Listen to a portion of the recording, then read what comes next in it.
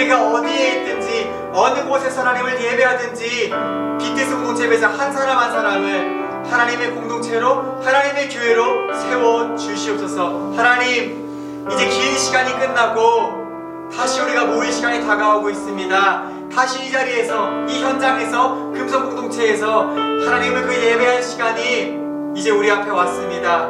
주님, 다시 이제 우리가 모여서 하나님을 예배하기 원합니다. 다시 우리가 모여서 주님을 찬양하기 원하고 다시 하나님을 만나기 원합니다. 주님, 이 현장을 회복시켜 주시고 하나님의 뜻대로 인도하여 주시옵소서. 오늘 예배 가운데도 그 소망을 품고 나아갈 때에 우리의 연약함을 통하여 우리를 하나로 만드실 그 은혜를 기대합니다. 주님, 역사하여 주시옵소서. 감사합니다. 사랑하는 예수님의 이름으로 기도드립니다.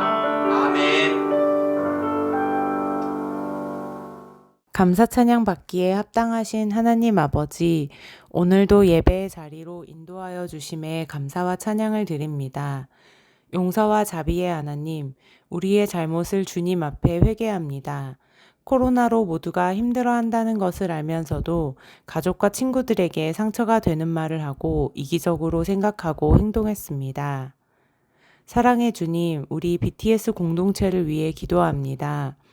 BTS 모든 친구들이 말씀 안에서 날마다 성장해 가도록 도와주세요. 우리를 위해 늘 힘써 기도하고 땀 흘려 수고하시는 목사님과 리더분들의 건강을 지켜주세요. 우리의 기도를 들으시는 하나님, 코로나 상황으로 힘들어하는 모두를 위해 기도합니다. 힘들고 어려운 상황에서도 희망을 잃지 않도록 도와주시고 하루빨리 코로나 상황이 끝나고 일상이 회복될 수 있도록 도와주세요. 감사드리며 사랑이 많으신 예수 그리스도 이름으로 기도합니다. 아멘. 사람들이 한 중풍병자를 네 사람에게 메워 가지고 예수께로 올세 무리들 때문에 예수께 데려갈 수 없으므로 그 계신 곳에 지붕을 뜯어 구멍을 내고 중풍병자가 누운 상을 달아내리니 예수께서 그들의 믿음을 보시고 중풍병자에게 이르시되 작은 자야 내 죄 사함을 받았느니라 하시니 마가복음 2장 3절에서 5절 말씀. 여러분, 제가 예전에 이 청년으로 섬기던 공동체에 지체 장애를 가지고 있던 청년이 있었습니다. 이 장애를 가지고 있다 보니까 학교를 다니는 게 어려웠어요. 그래서 학교를 나오지 못했습니다. 또 그 청년은 주변에 사실은 친구도 없고 가족이라고는 사실은 할머니랑 같이 사는 할머니밖에 없었습니다. 그러다 보니까 항상 마음이 외로웠어요. 외롭다 보니까 그 친구가 습관적으로 한 게 뭐였냐면 전화였어. 전화를 정말 많이 했어요. 시도 때도 없이 정말 많이 했고 사실은 상당히 귀찮은 분들도 많았습니다. 전화를 얼마큼 많이 했냐면 가장 많이 나온 달에는 한 달에 한 100만 원 정도 통화요금이 나올 정도로 정말 그런 달이 있었어요. 그렇게 전화를 많이 했습니다. 그래도 제가 참 인상 깊었던 게 뭐냐면은 이 교회 식구들이 그 청년을 그럼에도 불구하고 그렇게 귀찮게 전화하고 막 그러는데 최대한 그 모습 그대로 인정해주고 받아주려고 노력했다는 겁니다. 물론 전화도 좀 자제하게 했어요. 물론 그 청년을 위해서. 물론 전화도 좀 자제하게 했어요. 매달 100만 원씩의 통화요금을 낼 수는 없으니까. 교회에서 예배를 드리던 뭔가 활동을 하던 수련회를 하던 다른 청년들과 마찬가지로 똑같은 한 청년으로 대우해주고 보듬어주고 함께 했습니다. 근데 그 청년이 아까 처음에 말한 것처럼 학교를 다니지 않아서 이 한글도 사실은 몰랐어요. 그래서 같이 살고 있는 할머니께서 좀 한글을 배우면 좋겠다 그래도 한글이라도 배우자 했는데 싫다고 그랬어. 주변 사람들이 다 좀 도와주고 싶은 마음에 내가 도와줄게 한글을 배워보지 않을래 했지만 그 청년이 다 싫다고 했습니다. 결국 안 됐어요. 그렇게 시간이 지나다가 어느 날 교회에서 청년부 수련회를 하게 됐습니다. 청년들이 그 속에서 그 장애를 가진 청년과 어떤 위화감도 없이 정말 함께 웃고 놀고 행복한 시간을 2박 3일 보냈습니다. 그런데 수련회가 끝나고 이 장애를 가진 청년이 놀라운 결심을 하나 했습니다. 바로 스스로 한글을 배우고 싶다고 한 거였어요. 모든 사람들이 놀랐죠. 그렇게 도와준다, 배워라, 할머니가 말해도 안 들었는데 갑자기 왜 그런 생각이 들었니? 하니까 자신을 그렇게 따뜻하게 대해준 청년들이 너무 고마워서 자기가 편지를 써주고 싶어가지고 한글을 배우고 싶다고 한 거였어요. 정말 너무나도 마음에 큰 감동이 있었습니다. 여러분, 사람을 한자로 표시하면 이렇게 사람 인자가 되잖아요. 그런데 이 모양이 사실 서로가 서로를 기대어 있는 그런 모습이지요. 그 모습이 정말 사람은 어떤 존재인가를 참 잘 보여주는 것 같아요. 제가 이야기했던 이 당시에 저와 청년 공동체가 그 장애를 가진 청년을 통해 깨달은 게 뭔지 아시나요? 바로 하나님께서 이 청년을 통해서 우리를 가르치셨다는 겁니다.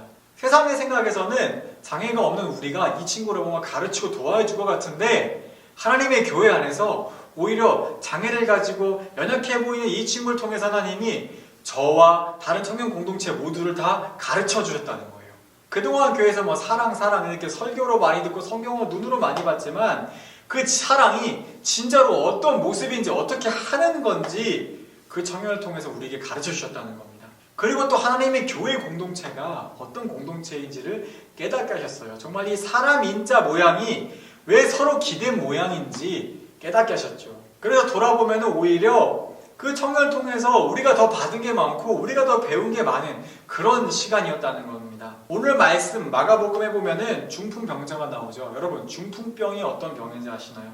중풍병은 몸을 움직일 수가 없는 병, 몸이 마비가 되는 병입니다.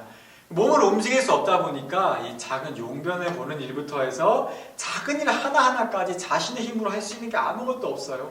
하나부터 열까지 죄다 도움을 받아야 됩니다. 오늘 말씀 3절을 보니까 사람들이 이 한 중풍병자를 네 사람에게 메워가지고 예수님 앞에 나와왔습니다. 스스로 나올 수 없는 중풍병자를 메워가지고 온 거죠. 그런데 오다 보니까 앞에 사람들이 너무 많은 거예요. 예수님 앞에 너무 많은 사람들이 몰려있는 거지. 그래서 이 사람들이 옥상으로 올라가서 지붕을 뜯어가지고 구멍을 넣어서 매달아가지고 예수님 앞에 쭉 내려서 중풍병자가 예수님을 만나도록 도와주었습니다. 그러자 5절 말씀은 이렇게 기록하고 있습니다. 예수께서 그들의 믿음을 보시고 중풍병자에게 이르시되, 여러분 눈치채셨나요? 예수님께서 중풍병자를 보시고 야, 너 참 불쌍하다 해가지고 고쳐주셨다는 게 아닙니다. 예수님은 이 중풍병자를 지금까지 보살피고 이렇게 데리고 나온 그들, 그 공동체의 믿음과 그 사랑을 보시고 중풍병자를 고쳐주셨다라는 거죠. 그동안 이 공동체가 이 중풍병에 걸린 이 환우를 돌보느라 얼마나 힘들었을지, 지금까지 지나온 모든 그 시간들 다른 사람들은 모르죠. 그 시간을 예수님은 다 아신다는 겁니다.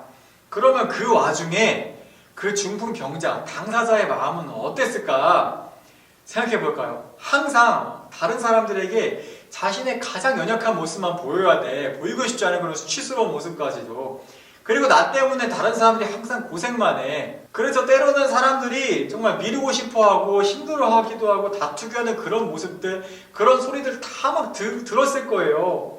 그러면 차라리 정말 사라져버리고 싶지 않았을까?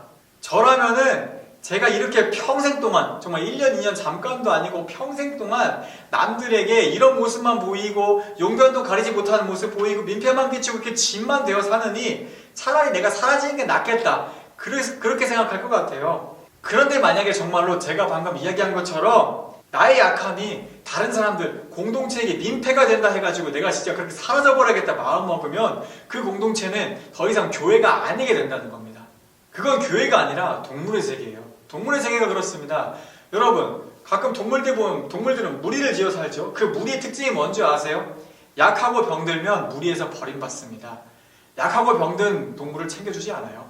이 무리에 섞여 살려면요, 어떻게 해서 내 스스로 나의 힘과 강함을 유지해야 돼. 어떻게 해서든 이 무리에 내가 필요한 존재가 돼야만 돼. 만약에 내가 좀 다쳐서 다리를 전다? 만약에 내가 좀 다쳐가지고 속도가 좀 느려졌다? 그러면은 무리에서 떨어져 나가가지고 다른 동물의 먹잇감이 됩니다. 어쩌면은 여러분이 미디어나 이 웹툰으로 접하는 우리 이 세상의 모습이 이 동물의 세계와 참 비슷하다는 그런 생각이 드네요. 이 세상은 정말로 그럴 수 있습니다. 실제로 그런 곳들도 있어요. 하지만 성경은 이야기합니다. 교회는 그런 곳이 아니라는 거죠. 교회라는 공동체에서 저와 여러분, 우리는 누군가에게 있어서는 중풍병자와 같은 존재일 수 있고 누군가에게는 그 중풍병자를 진료하고 도와주는 그런 친구들 같은 존재들일 수도 있다는 겁니다. 우리는 그 두 모습을 다 가지고 교회 공동체 안에 지금 있어요. 혹시나 여러분이 이 학교나 학원이나 가정에서 짐이라고 느껴지는 사람, 부담이 되는 사람이 있나요? 사실은 하나님께서 그 사람을 통해서 여러분을 축복하실 것입니다. 사실 우리가 뭔가 짐이라고 느끼고 부담이라고 느끼는 것은 모두 다 그 사람의 연약함 때문이잖아요. 여러분이 생각하기에 근데 걔 일부러 그러는데요. 그런데 그렇게 일부러 그러고 알면서도 그런 거면 사실은 더 연약한 거죠. 그 마음과 생각이 얼마나 참 지금 아픈 겁니까? 그래서 여러분도 주변에 다 그런 사람들 사실은 있잖아요. 경험해보셔서 아시겠지만 그렇게 연약하고 부담스러운 사람들하고 지낸다는 거 솔직히 진짜 어렵습니다. 쉽지가 않아요. 사실 처음에 제가 말씀드렸던 그 장애를 가지고 있던 청년이 있잖아요. 사실 그 청년이 교회 공동체에 나온 건 20년도 넘어요. 근데 그 청년과 교회 공동체가 그렇게 가까워질 수 있을 만큼 서로 이해하기까지는 그 20년이라는 시간이 필요했습니다. 사실은 굉장히 오랜 시간 기다려왔고 서로 그 시간 동안 많이 부딪히고 정말 힘들기도 했습니다. 다른 사람을 품는다는 것, 오늘 말씀의 중풍병자를 예수님 앞으로 데리고 나온 그 사람들처럼 행동한다는 거 솔직히 되게 어려운 일 맞습니다. 사실은 그렇게 어렵기 때문에 우리가 행하기에 너무나 힘든 일이기 때문에 예수님이 먼저 우리에게 보여주셨습니다.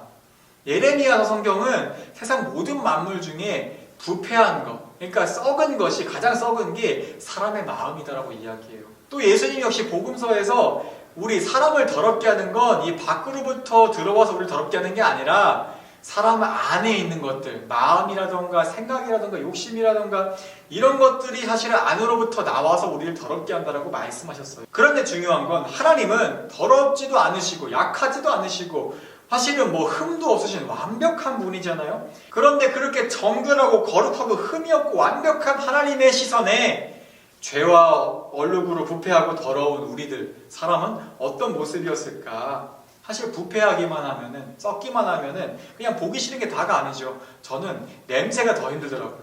사실 냄새도 장난 아닙니다. 그런데 예수님은 그런 저와 여러분 이 세상에 오셔서 정말 냄새나고 부패한 우리를 진심으로 품어주셨습니다. 냄새나고 부패한 우리들과 함께 같은 식탁에서 밥도 먹고 그런 우리를 씻겨주시고 그런 우리를 위해 십자가에 매달려 죽으셨죠. 진짜로 사랑해 주셨습니다. 이를 통해서 예수님은 진짜 사랑이 어떤 모습인지, 진짜 다른 사람, 연약한 사람을 품는다는 게 어떤 건지, 그래서 공동체를 이룬다는 게 어떻게 하는 건지를 몸소 보여주셨다는 겁니다. 이제 말씀을 정리하겠습니다. 우리는 서로가 서로를 지금 짊어지고 있는, 그리고 서로 기대하며 걸어가고 있는 BTS 공동체입니다. 여러분, 솔직해집시다. 저도 사실은 속으로 참 치졸하고 치사한 사람이에요. 막 속 좁고 막 속도 미어 터지고 막 그런 사람입니다. 저도 그렇고 여러분도 그렇고 남들도 사실은 크게 다르지 않아요. 우리가 보기에 쟤는 되게 착한 것 같은데 하는 그런 착해 보이는 애들, 사실 그건 나만의 생각이지 그 친구들도 사실은 우리가 똑같아. 그리고 하나님은 그렇게 연약하고 부족한 우리가 서로 품어주고 그렇게 서로가 부족함을 메워주고 서로가 그렇게 기대며 나아갈 때 완벽하다면 알 수 없는 놀라운 하나님의 비밀을 깨닫게 하셨습니다. 바로 사랑이 무엇인지, 그렇게 공동체를 이루는 게 무엇인지를 알게 하셨다는 겁니다. 한 주간의 여러분의 삶에서 함께 살아가는 모든 이들을 한번 다시 돌아봅시다. 혹시 그 사람, 그 친구, 그 선생님, 그 부모님의 연약함으로 인해서 실망한 사람 있나요? 실망하지 마세요. 그리고 꼭 기억해 주세요. 우리 역시 누군가에게 실망을 안겨주는 사람입니다. 그리고 실망하는 마음이 들어도 포기하지 않고 나와 함께 하고 있는 그 사람들이 사실은 바로 지금 나의 친구들, 나의 가족, 나의 교회라는 것이죠. 그렇게 한 주 동안 하나님께서 모이게 하신 이 귀한 공동체, 귀한 친구들, 귀한 사람들과 함께 행복하고 소중한 한 주 보내시기를 예수님의 이름으로 축복드립니다. 기도하겠습니다. 하나님 감사합니다. 우린 참 부족하고 연약한 사람들입니다. 우리 모두가 그렇습니다. 그렇기 때문에 하나님께서 우리의 부족함을 통하여 서로가 서로를 기대어 살아가게 하셨고 서로가 서로의 짐을 져주게 하셨습니다. 그리고 그렇게 서로가 서로를 도와주고 보듬어주고 사랑할 때에 부족한 우리를 통하여 오히려 더욱 완벽한 풍성함과 아름다움을 이루게 하셨습니다. 하나님, 우리 BTS 공동체 예배자 한 사람 한 사람 학교에서, 학원에서, 가정에서 그렇게 선하고 아름다운, 부족하지만 완벽한 하나님의 공동체를 이루어갈 수 있도록 인도하여 주시옵소서. 이제는 우리 주 예수 그리스도의 은혜와 하나님 아버지의 크신 사랑하심과 성령님의 교통하심이 예수 그리스도의 사랑을 본받아 부족하지만 그 완벽한 사랑을 닮아가겠노라 결단하는 모든 예배자들 가운데 함께 계시기를 축원하옵나이다. 네, 여러분, 광고입니다. 여러분 참 긴 시간 잘 기다리셨어요. 드디어 우리 현장 예배가 시작됩니다. 11월 첫째 주 11월 7일부터 우리 공식적으로 BTS 공동체 현장 예배가 시작이 돼요. 이미 한 번 정도 와본 친구들은 알겠지만 그동안에는 여러분 부모님 오실 때 같이 와서 뭐 2주나 3주에 한 번씩 예배 드리긴 했었잖아요. 그러다 보니까 이제 한 명 오고 2명 오고 그래서 좀 여러분이 썰렁함도 많이 느끼고 그랬는데 이제는 다시 우리가 현장을 회복해서 이 자리에서 함께 예배하는 날이 드디어 왔습니다. 11월 첫째 주 11월 7일이에요. 우리 선생님들도 오실 거고요. 여러분도 올 거고 그동안 집에서 푹 쉬고 있던 친구들 오랜만에 핸드폰 꺼내 DM 날려 패배 날려 교회 가자 교회에서 만나자 야하. 그래서 다시 한번 우리 또 행복하고 즐거운 BTS 현장 예배 함께 하기를 원합니다. 오늘 나눴던 말씀처럼 여러분 한 주 동안 가정에서 학교에서 학원에서 많은 사람들에게 정말 짐을 지워주고 또 기대서 서로 행복한 시간 보내신 여러분 되시길 축복합니다. 건강한 한 주 보내시고 다음 주에 다시 만나요. 안녕.